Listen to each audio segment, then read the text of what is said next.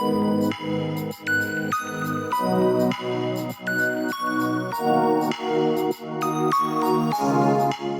semuanya, selamat datang. Hari ini kita bakal memulai sebuah perjalanan yang seru banget.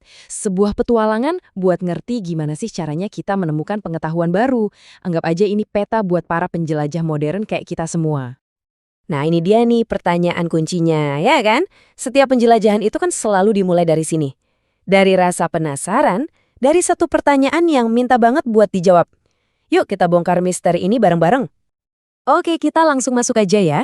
Pemberhentian pertama dalam perjalanan kita adalah, coba ngertiin dulu, kenapa sih kita repot-repot melakukan penelitian?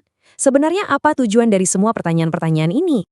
Yang perlu diingat banget nih, penelitian itu bukan cuma satu macam. Ini tuh kayak toolkit serbaguna yang canggih banget. Kadang kita cuma pengen ngejelasin apa yang kita lihat ya kan? Kayak seorang ahli biologi nyatet kelakuan hewan. Tapi di lain waktu, kita pengen banget mecahin masalah yang genting atau bahkan bikin teori baru dari nol. Nah, setiap tujuan ini butuh cara yang beda-beda. Oke, setiap penjelajah itu kan harus milih jalan. Nah, dalam penelitian juga gitu, ada pilihan fundamental yang harus kita ambil di awal banget. Dan pilihan ini bakal nentuin seluruh perjalanan kita ke depannya. Lihat deh, ini keren banget. Ini kayak ngegambarin dua dunia yang beda total. Di satu sisi ada kuantitatif, ini dunianya angka, statistik, pengukuran.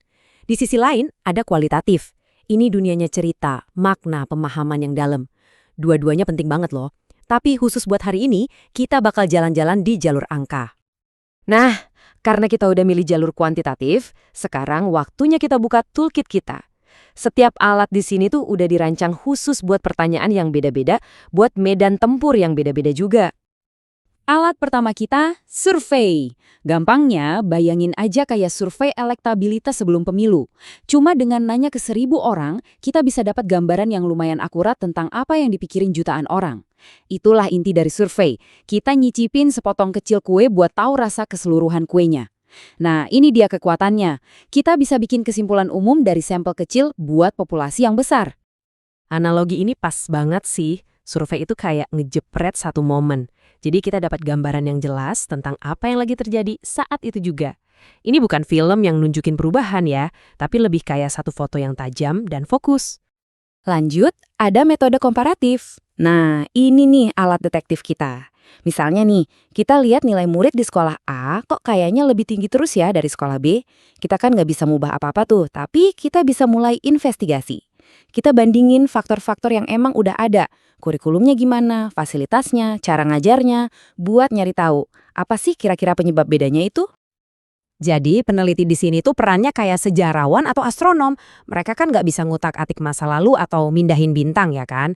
Tapi mereka bisa ngebandingin kondisi yang udah ada buat nemuin pola dan kemungkinan-kemungkinan penyebabnya. Oke, sekarang kita ngomongin soal nyari pola pakai metode korelasional. Ada hubungan nggak sih antara jam belajar sama nilai ujian? Ya jelas ada dong. Nah, metode ini bukan cuma ngasih tahu kita ada atau nggak hubungannya, tapi juga seberapa kuat hubungannya. Contoh lain, makin panas cuacanya, makin banyak es krim yang laku. Itu korelasinya kuat. Intinya, kita ngelihat gimana dua hal ini seolah-olah bergerak bareng. Dan disinilah kekuatan utamanya, prediksi. Kalau kita tahu korelasinya kuat, kita bisa bikin tebakan yang lumayan akurat. Tapi, ingat ya, ini penting banget. Korelasi itu bukan berarti sebab akibat. Cuma karena penjualan es krim sama angka kriminalitas sama-sama naik pas musim panas, bukan berarti es krim jadi penyebab kejahatan kan? Aneh banget. Nah, buat benar-benar ngebuktiin sebab akibat, kita butuh alat yang paling canggih dan paling terkontrol di toolkit kita, metode eksperimen. Ini bisa dibilang the gold standard-nya penelitian. Ini nih yang bikin beda. Di eksperimen, peneliti itu nggak cuma ngeliatin doang, mereka secara aktif ngubah sesuatu. Mereka sengaja ngutak-ngatik satu hal buat ngeliat efeknya ke hal lain. Ini cara paling to the point buat ngetes hipotesis, kalau gue lakuin A, apa B bakal kejadian? Jadi ada 3 kunci utama di sini. 1. Manipulasi.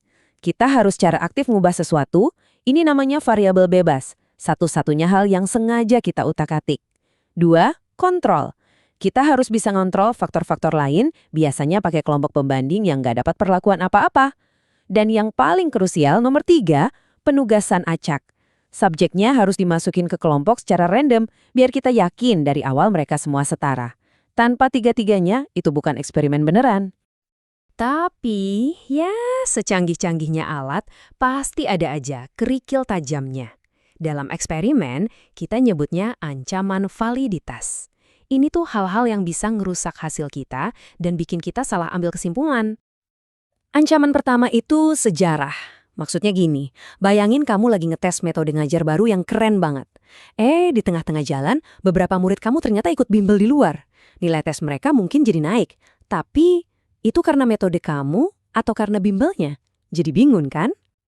Terus ada juga efek tes. Kadang-kadang cuma gara-gara ngerjain tes pertama atau pre-tes, orang jadi lebih familiar sama soalnya. Jadi pas ngerjain tes kedua atau post-tes, skor mereka bisa aja naik. Ya karena udah latihan, bukan karena eksperimen yang kita kasih. Oke, tadi kita udah ngomongin alat-alat buat memahami dunia. Sekarang gimana kalau kita lihat alat buat membangun sesuatu yang baru di dunia ini? Nah, ini dia metodenya. Penelitian dan pengembangan, atau biasa disingkat R&D. Tujuan R&D ini praktis banget. Fokusnya bukan buat ngebuktiin teori, tapi buat menciptakan produk yang beneran ada dan berguna. Misalnya kurikulum baru, aplikasi belajar, atau alat bantu ngajar yang inovatif. Proses R&D itu bukan jalan lurus yang sekali jadi ya. Ini tuh lebih kayak siklus. Coba deh lihat polanya. Kita bikin prototipe awal, terus minta pendapat ahli, habis itu kita tes di lapangan, terus revisi. Siklus tes revisi ini diulang terus dari skala kecil sampai besar buat mastiin produk akhirnya itu bener-bener mantap dan siap pakai. Ini proses yang sistematis banget buat ngubah ide jadi sesuatu yang nyata. Wah, kita udah jalan-jalan jauh nih, ngelihat berbagai macam alat di toolkit penelitian kita. Sekarang, kita sampai di pelajaran paling penting dari semua ini. Ini dia nih, inti sarinya. Nggak ada yang namanya metode terbaik. Yang ada itu metode yang paling pas. Kalau kamu pengen tahu berapa banyak, mungkin alatnya survei.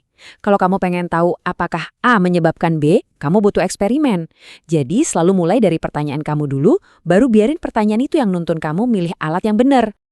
Jadi, setelah kita ngelihat semua alat ini dan ngerti cara kerjanya, pertanyaan terakhir itu bukan dari saya buat kamu, tapi dari kamu buat dunia. Sekarang petanya udah di tangan kamu nih.